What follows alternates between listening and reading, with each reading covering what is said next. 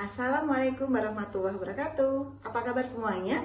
Mahasiswa, mahasiswi saya mata kuliah Manajemen Isu dan Krisis. Semoga kalian tetap semangat, tetap sehat-sehat di sana ya. Dan pada pagi hari ini, saya Ibu Dr. Adianti Nurjiana akan menyampaikan materi lanjutan dari minggu yang lalu, yaitu PR, krisis, dan reputasi.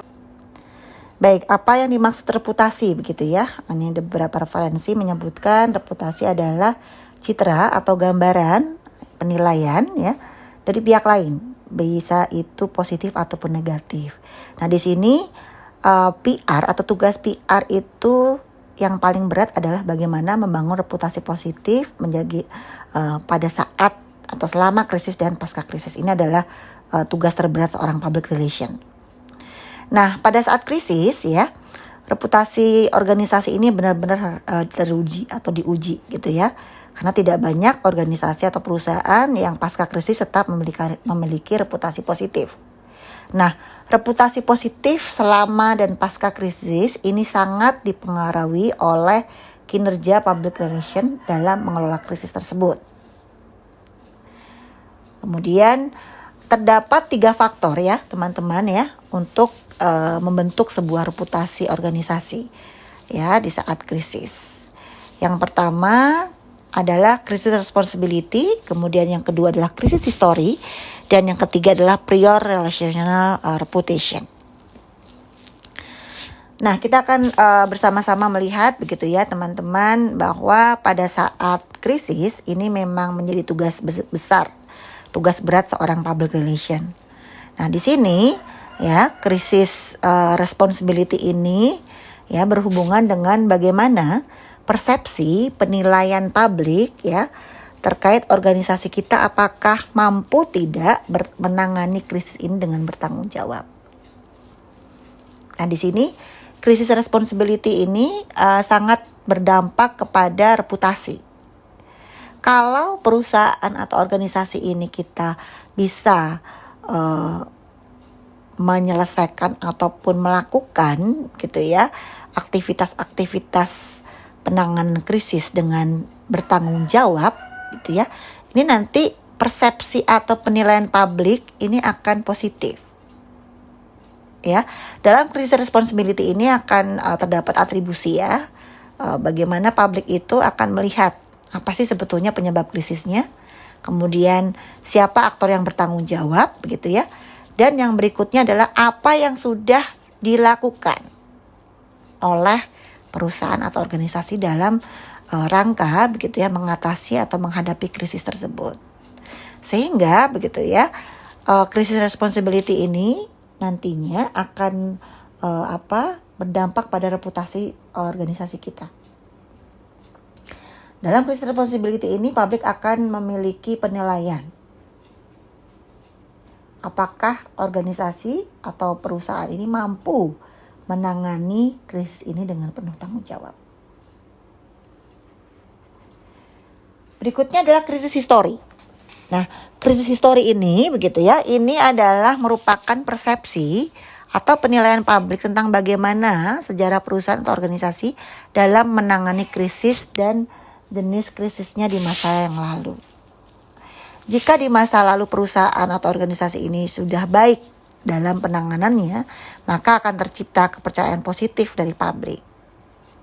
Ataupun jika tidak, ya, ini akan mengakibatkan publik tidak percaya dan a priori. Nah, publik akan memiliki penilaian reputasi positif atau negatif ini akan sangat dipengaruhi begitu ya, bagaimana sejarah organisasi atau perusahaan dalam melakukan penanganan atau upaya-upaya pengendalian penanganan krisis di masa yang lalu.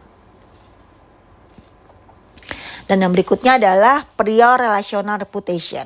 Di sini adalah persepsi atau penilaian publik tentang seberapa baik tingkat perhatian perusahaan atau organisasi terhadap publik yang paling terkena dampak terbesar dari krisis kita.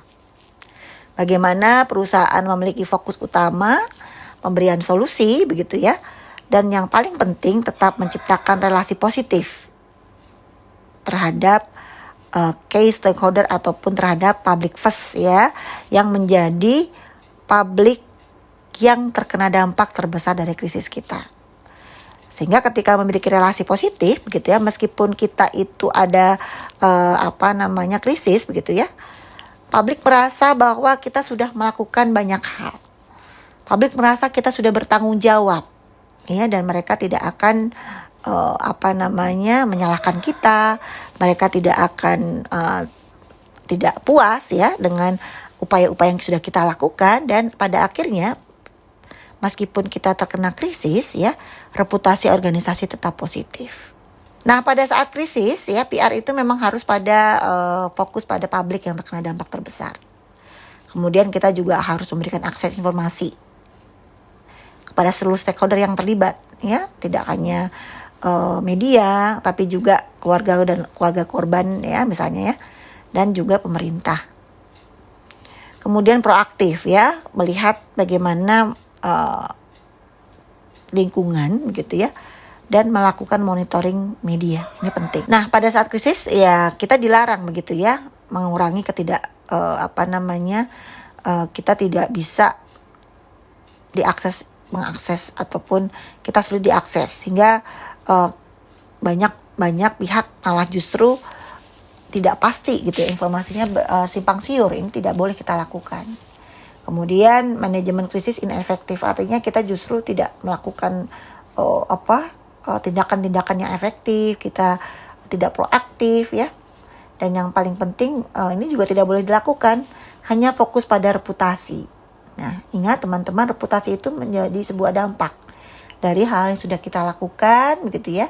Tadi dari misalnya aktivitas ataupun tindakan-tindakan pencegahan penanganan yang kita lakukan kepada pihak korban dan keluarga misalnya ya, itu nanti dampaknya adalah reputasi gitu ya.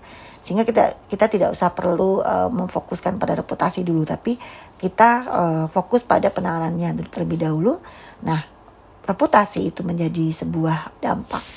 Nah, pada saat krisis terjadi ya, kita memerlukan yang namanya strategi komunikasi yang responsif, menggunakan teori situational crisis communication sebagai dasar dalam menerapkan strategi komunikasi dalam situasi krisis.